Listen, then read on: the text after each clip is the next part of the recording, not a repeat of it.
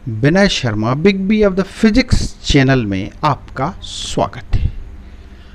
आज हमारे चारों तरफ जो नीट और जेईई मेंस के स्टूडेंट्स हैं उनका जो भ्रम है कि एग्ज़ाम पोस्टपोन होगा कि नहीं होगा, ये भ्रम लगातार बना हुआ है क्योंकि government of India, minister of HRD और एनडीए की तरफ से कोई भी ऑफिशियली नोटिफिकेशन, ऑफिशियल जानकारी कुछ भी नहीं आई कि एग्ज़ाम पक्का होगा या पोस्टपोन होगा।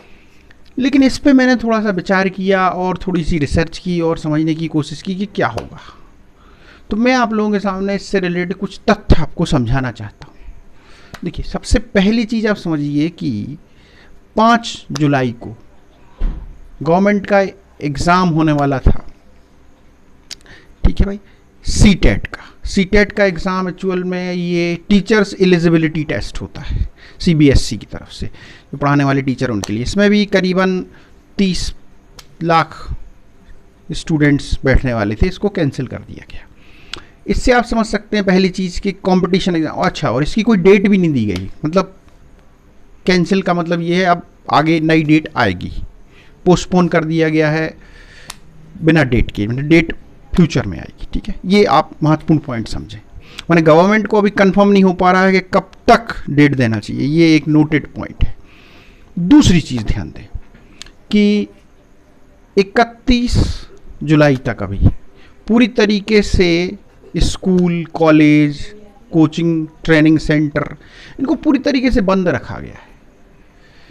इसलिए बंद रखा गया है ताकि इंटरेक्शन ना हो और कोरोना का जो है कम्युनिटी स्प्रेड ना हो, तेजी से ना फैले, इसलिए। तो अब ऐसी स्थिति में आप समझिए कि जेईई मेंस और नीट जैसे एग्ज़ाम कराना कैसे संभव है। अब दूसरी चीज़ देखिए, जेईई मेंस का जो एग्ज़ाम है इसमें करीबन 10 लाख बच्चे बैठेंगे। ऑनलाइन एग्ज़ाम है, लेकिन ऑनलाइन एग्ज़ाम में भी जो वेरिफिकेशंस होते हैं बच्चे के आइडेंटिटी कार्ड के, उसको जो बैठने की व्यवस्था, उन सब में फिर वहाँ पे भीड़ इकट्ठी होगी। और अभी आपको पता ही है कि 5 से ज़्यादा लोगों को इकट्ठे होने पे बैन है। बहुत सारे स्टेट्स में तो अभी 100% लॉकडाउन चालू है। ठीक है, तो ये संभव ही नहीं। अब दूसरा, इसके बाद आप नेक्स्ट देखिए, नीट के एग्ज़ाम में 15 लाख स्टूडेंट्स को देना है और वो भी ऑफलाइन होना है, जो 26 जुलाई को होना है। तो ये एग्ज़ाम होना बिल्कुल भी पॉसिबल है ही नहीं, कोई संभावना ही नहीं है कि एग्ज़ाम हो पाएगा। ठीक है, अब इसके अलावा आप देखिए, डेली जो आप न्यूज़ सुन रहे हैं इसमें कोरोना के मरीजों की संख्या बढ़ रही है। हाँ, एक बात सही है कि ये जो इंडिया में अपने रिकवरी रेट भी बहुत अच्छा है उसे, लेकिन संख्या तो बढ़ रही है। तो ऐसी स्थिति में आप और बढ़ाने के लिए लोगों को, क्राउड को इकट्ठा नहीं कर सकते, ये जरूरी पॉइंट। तो इन सब चीज़ों को देखते हुए ये बात निश्चित हो गई है कि एग्ज़ाम जो है भाई पोस्टपोन होगा।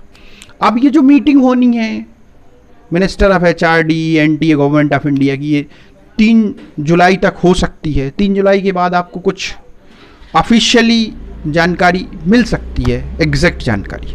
अच्छा, अब कुछ बच्चे, ये जो पोस्टपोन होने की न्यूज़ है इसके कारण कुछ बच्चों का पढ़ाई में मन नहीं लग रहा है, कुछ बच्चे पढ़ नहीं रहे हैं, तो ऐसा बिल्कुल नहीं करें आप। न्यूज अपडेट के लिए आप दिन में एक समय रखें, उतने समय में ही न्यूज़ का अपडेट लें।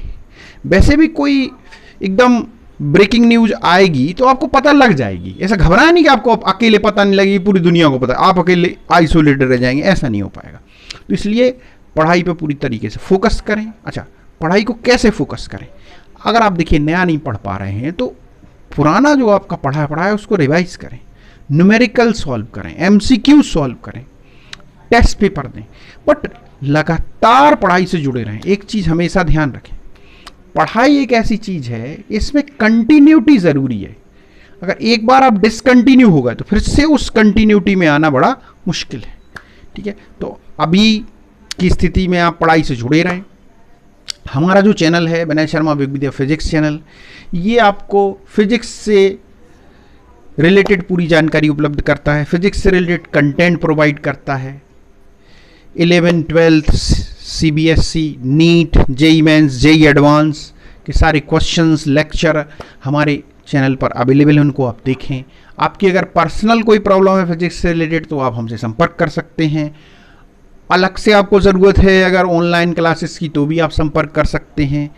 ठीक है, ऑनलाइन क्लासेस हम लोगों की अभी 12th की 11th की चल रही हैं, नीट का क्रैश कोर्स ऑनलाइन चल रहा है, तो आप संपर्क कर सकते हैं लगातार। Thank you.